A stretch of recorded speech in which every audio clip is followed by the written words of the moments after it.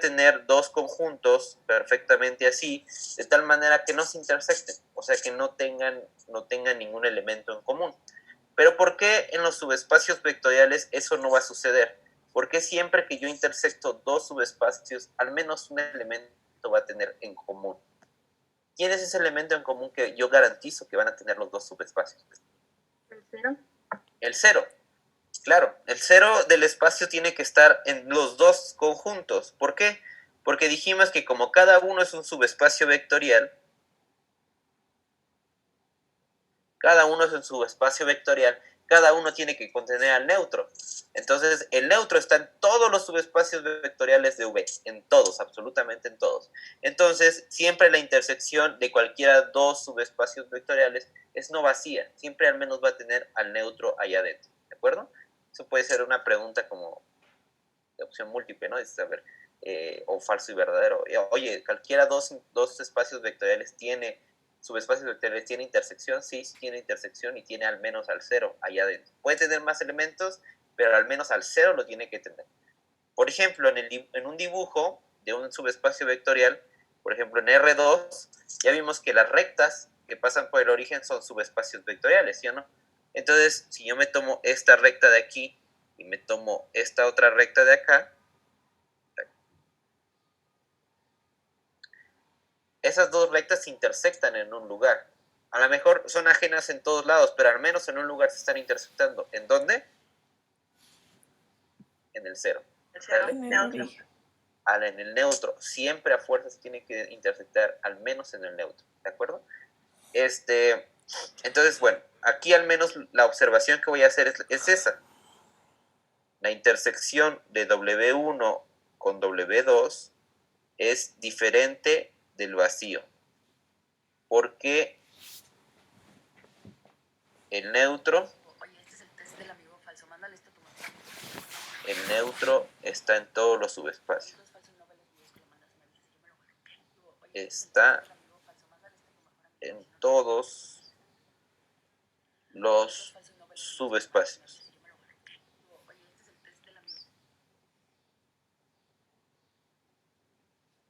¿Sale? Bueno. Bien, ¿cómo probamos entonces? Vamos a recordar cómo probamos que algo es un subespacio vectorial. ¿Qué era lo que tenía que hacer para probar que algo es un subespacio vectorial? Las cerraduras.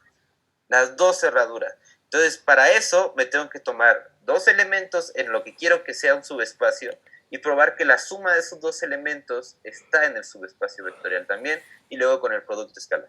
Entonces vamos a empezar diciendo, bueno, sea V1 y V2 en la intersección de W1 con W2. Ahora, uno parece que lo que escribí de amarillo es como ajeno o una observación ajena a lo que estoy escribiendo ahorita de blanco, pero en realidad no, están relacionadas. ¿Por qué? Porque yo no puedo decir voy a tomar dos vectores en W1 y W2 si ni siquiera sé si hay vectores, ¿estamos de acuerdo? O sea, no puedo decir, ok, tengo dos conjuntos que son ajenos, que no tienen intersección, tómate algún elemento en la intersección. No tiene sentido, pues no tienen un elemento ahí en la intersección. Aquí, sin embargo, yo estoy diciendo, mira, como estas dos cosas, como esta intersección es no vacía, o sea, al menos hay un elemento en la intersección, yo me puedo tomar dos elementos ahí, ni siquiera estoy diciendo que tienen que ser diferentes, pueden ser el mismo. O sea, si su intersección nada más es única, es el cero, por ejemplo, bueno, pues nada más te estás tomando el cero dos veces. Pero no, en ningún momento estoy diciendo que estos dos son diferentes, simplemente me tomo dos elementos ahí. ¿Estamos de acuerdo? Entonces sí es importante hacer la aclaración de amarillo, porque si no es como estar diciendo, tómate algo en donde no hay nada, no tiene sentido, o sea, es una contradicción lógica. Entonces hay que garantizar que al menos hay alguien en la intersección, y la forma de garantizar que hay alguien en la intersección es así. Bueno, entonces sea V1 y V2 en la intersección. Por demostrar, ¿qué me gustaría demostrar? El PD es por demostrar que V1 más V2 está en la intersección. La suma de esos dos elementos está en la intersección. ¿Vale? ¿Cómo pruebo que esa suma está en la intersección? Pues dices, a ver, para que esa suma esté en la intersección, por definición, esto implica que V1 más V2 tiene que estar en W1 Y además, lo voy a poner así para que no se confunda con las letras, y V1 más V2 pertenece a W2. O sea, ¿qué quiere decir esto? Quiere decir que este elemento, para que pertenezca a la intersección, tiene que estar tanto en uno como en el otro. ¿Estamos de acuerdo? Tiene que estar en los dos conjuntos para que esté en la intersección. Si nada más estuviera en W1 y no estuviera en W2, no puede estar en la intersección. Tiene que estar en los dos a fuerzas. ¿Alguna duda? Es pura como... acuérdense de los diagramas de Venn y todo ese rollo, ¿no? O sea, para que esté en la intersección, tiene que estar en los dos al mismo tiempo. Bien, entonces vamos a empezar a probar por qué esto está en W1. Y ya que encontremos por qué está en W1, tratamos de ver por qué este va a estar en W2. ¿Estamos de acuerdo? A ver, vamos a empezar. V1 más V2. Pregunta, ¿por qué este está en W1?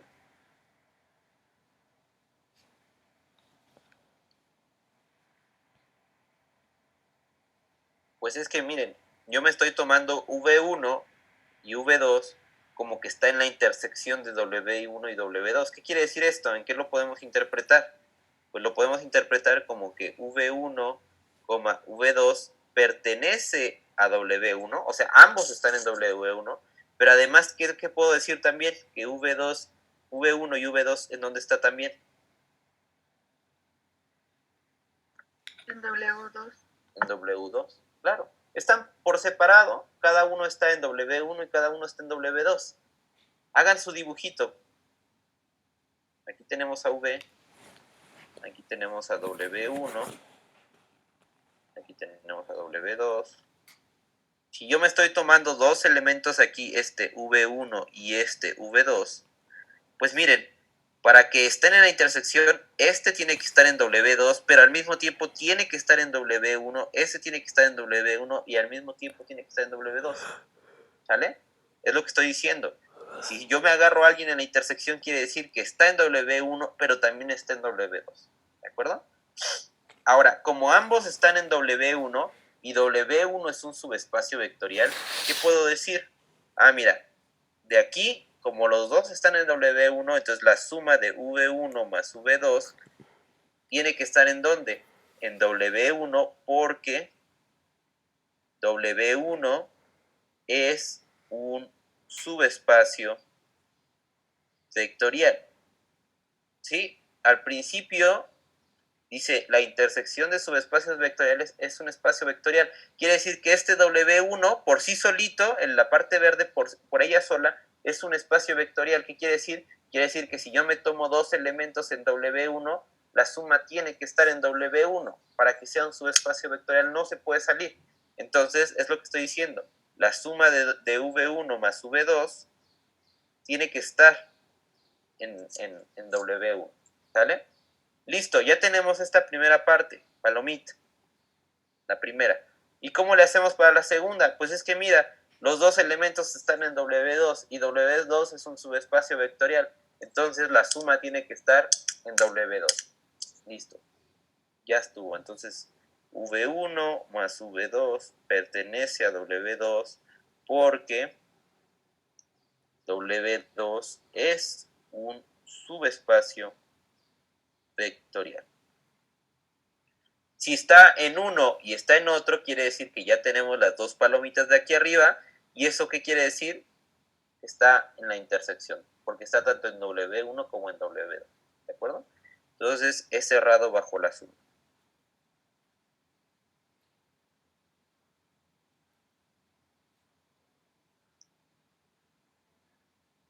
Y luego nos falta nada más la del producto escalar, pero bueno, esa está fácil. Voy a ponerle sea V perteneciente a la intersección. ¿Sale? Lo que quiero probar es que para todos los alfas multiplicados por V, esta cosa sigue perteneciendo a la intersección. Es que es la cerradura del producto escalar. ¿Sale? Ok. ¿Cómo le hacemos? Pues dices, a ver, V, de aquí, del hecho de que V pertenezca a la intersección, se desprenden dos cosas. ¿Cuáles son las dos cosas que se desprenden? ¿Qué implica esto? ¿Qué quiere decir que V está en la intersección de W1 y W2? Es que B está tanto en W1 como en W2. Por separado tienen que estar. Ahora, ¿qué pasa cuando yo multiplico alfa por V? Pues como este V está en W1 y W1 es un subespacio vectorial, ¿qué le pasa cuando lo multiplico por alfa?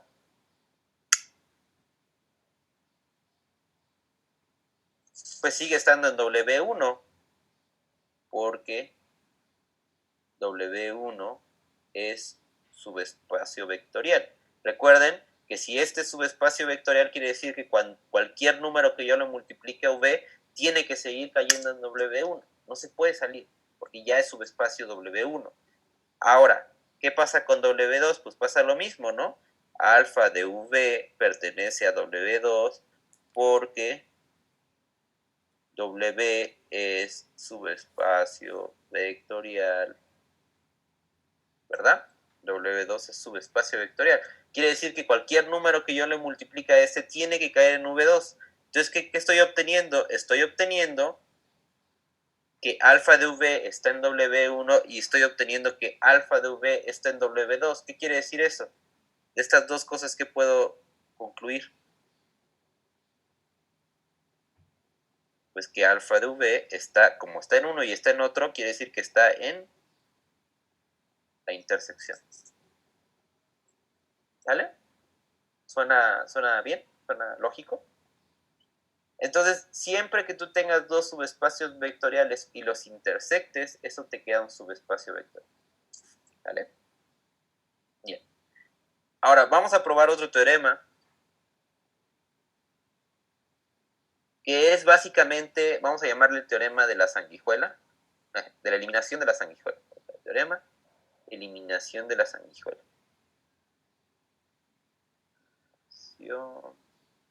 De la sanguijuela.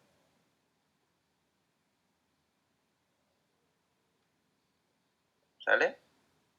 Lo que quiero probar es que si elimino la sanguijuela, que ya les dije, la que tiene coeficiente diferente de 0, entonces mi espacio generado no se reduce, sino yo la quito, pero mi espacio queda intacto. Sigo abarcando exactamente lo mismo. Ese es el chiste, ¿no? Eliminar personal que no está aportando nada diferente y por lo tanto mi espacio tiene que permanecer intacto. Solamente estoy quitando los elementos que no me servían, ¿de acuerdo? Entonces, para eso, interpretado matemáticamente va así. Sea V1, V2 y así hasta Vn vectores en V. Supongamos que 0 igual a alfa 1, V1 y así consecutivamente. Bueno, es más, lo voy a poner así. Supongamos que V1 así consecutivamente hasta Vn no son LI. ¿Qué quiere decir que no son LI? En otras palabras, son linealmente dependientes.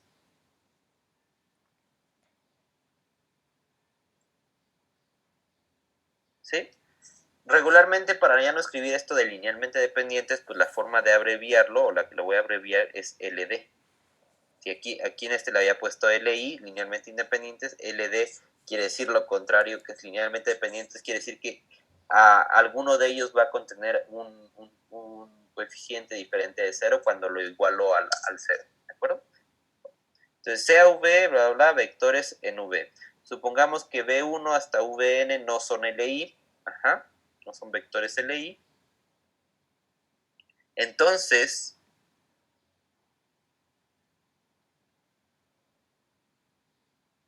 podemos eliminar V1 hasta Vn bueno, algún vector lo voy a poner. Podemos eliminar algún vector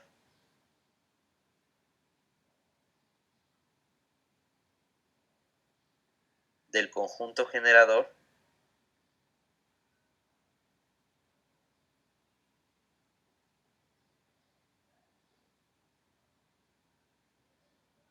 sin que el conjunto generado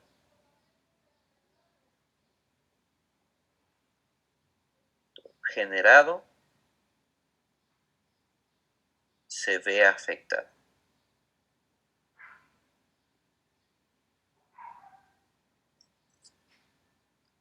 Nada más para hacer la distinción, el conjunto generador es los vectorcitos que tú vas a poner en combinación lineal y que te va a generar todo el espacio.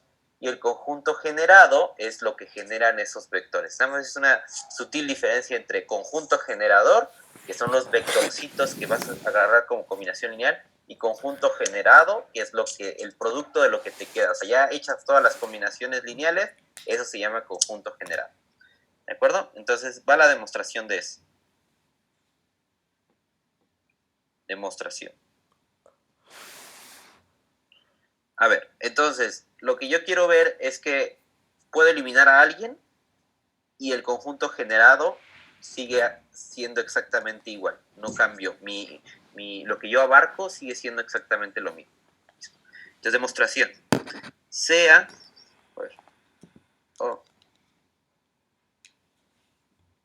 demostración. Voy a poner como V1 hasta Vn son LD, son linealmente dependientes, entonces existe alfa i diferente de 0, tal que 0 como vector es igual a alfa 1 v1 y así consecutivamente llegamos a alfa i vi más y terminamos en alfa n vn. O sea, el hecho de que sean linealmente dependientes quiere decir que cuando yo escribo el 0 como combinación lineal de los vectores v1 hasta vn, alguno de ellos, alguno no sé quién, pero alguno de ellos tiene que ser diferente de 0. A ese vector le voy a llamar vi, ¿de acuerdo? Ese es el que tiene diferente, este de aquí, este cuate, es diferente de 0. ¿Sí estamos de acuerdo? Es el que voy a eliminar, según nuestro criterio, es el que podemos eliminar y no va a pasar nada. ¿Estamos de acuerdo? Entonces, a este cuate me gustaría despejarlo. ¿Cómo despejo este cuate? Pues dices, mira, esto de aquí pásalo restando y luego pasas dividiendo el alfa i. Y ahí es donde está la clave de todo. Porque si alfa i es igual a 0, yo no puedo pasar dividiendo nada. ¿Estamos de acuerdo? Pero como alfa i es diferente de 0, yo puedo pasar dividiendo sin ningún problema. Si yo tomara otro elemento que fuera 0, yo no puedo despejar a ese elemento. ¿sí? Entonces, en el siguiente paso lo que voy a hacer es despejar a este de aquí. Voy a despejarlo, voy a dejarlo solito y nos quedaría, bueno, me quedaría así. Nos quedaría como, en el siguiente paso nos quedaría alfa i, vi, y bueno, en teoría lo que estoy haciendo más bien, si quiero despejar este, es pasar todos estos restando, ¿sí? Entonces todos esos van a ir del signo contrario, entonces nos quedaría como menos alfa 1, v1, más, y así consecutivamente. Hay un hoyo ahí donde se quedó el alfa i, donde ya no está, pero no lo voy a poner, aquí hay falta, que voy a poner aquí falta el vi. O sea, porque ese de ahí ya lo pasé del otro lado. Y aquí nos va a quedar alfa n, v. Con el signo negativo, ¿verdad? Todo esto. Porque lo despeje. Entonces lo único que estoy haciendo es pasar todo esto, todos los sumandos excepto este, los estoy pasando del otro lado. Y entonces nos van a quedar puros negativos. ¿sí? Y por último dejo solito a VI, lo voy a dejar solito. Y a la hora de dejarlo solito, entonces tengo que pasar dividiendo que es la parte que les digo que necesariamente tiene que ser diferente de 0, si no, no puedo pasarlo dividiendo. Entonces nos quedaría como VI igual a menos alfa I, VI, V1. Entonces V1, alfa 1, alfa 1, V1, menos, y así consecutivamente hasta alfa N, Vn, dividido entre alfa I. A ver, y luego la propiedad distributiva, porque en realidad la división y la multiplicación es como lo mismo. La propiedad distributiva me dice que pues vas a distribuir el número en todos los sumandos, y entonces esto nos quedaría como que VI es igual a menos alfa 1 de alfa I, V1 menos, y así consecutivamente hasta menos alfa N de alfa I, V. ¿Sí queda claro? O sea, lo único que estoy haciendo es distribuir nuestro alfa I dividido entre todos los sumandos, y nos quedaría así. Sin olvidar que aquí en el inter falta este elemento, falta el alfa I VI, ¿de acuerdo? Bien, entonces, ¿qué puedo concluir hasta el momento? Hasta lo que he hecho es básicamente el VI lo escribí como combinación lineal de todos los otros vectores. O sea, este de aquí está en todas las combinaciones lineales, sin ningún problema. O sea, hay una combinación lineal de los vectores, de los otros vectores, de tal manera que generan a este cuate, ¿sí? O sea, entre todos ellos, entre todos estos n-1 vectores, yo puedo saber quién es este cuate. Este es el que está reciclando la información, porque mira, a través de estos n-1 vectores, yo puedo conocer todo lo que este cuate me diga. Todo lo que este me diga, yo lo puedo conocer a través de los otros vectores. Por eso digo que es la sanguijuela que hay que eliminar. Bien. Entonces, voy a hacer un dibujito antes de pasar al siguiente, a la siguiente parte de la demostración. A ver, imagínense que aquí tenemos todos los vectores V1, V2 y así consecutivamente hasta Vn. Están todos, incluyendo está Vi también aquí, está dentro como chismoso. Esto de acá, el conjunto amarillo, es el conjunto generado por ¿quién? Es el conjunto generado por V1 y así consecutivamente. Lo voy a poner aquí abajo que no va a caber. Es el conjunto generado. Allá se va a acabar el tiempo. Déjenme mandarles otra invitación.